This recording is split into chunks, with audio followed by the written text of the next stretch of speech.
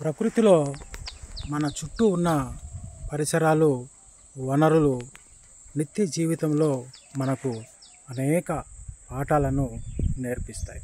ఉదాహరణకు అదిగో అక్కడ కనపడుతున్నటువంటి ఆ చెట్టును గమనించండి.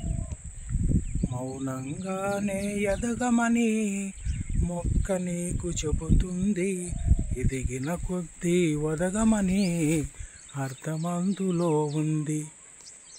ప్రతి వ్యక్తి కూడా చెట్టులాగా ఎదిగే కొద్దీ ఒదిగి ఉండాలన్నది నేర్చుకో. తరతమ భేదాలు లేకుండా ఉన్నది ఉన్నట్టు చెప్పాలన్నది అర్థాన్ని చూసి నేర్చుకో.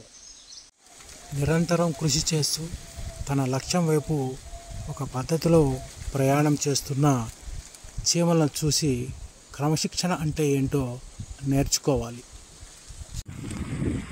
తన చుట్టూ ఉన్న పరిసరాలను సస్యశ్యామలం చేస్తూ నిరంతరం సాగిపోతూ పరుల కోసం పాటుపడాలన్నది ఈ నదిని చూసి నేర్చుకో. బద్ధకాన్ని వీడాలన్నది గడియారాన్ని చూసి నేర్చుకో.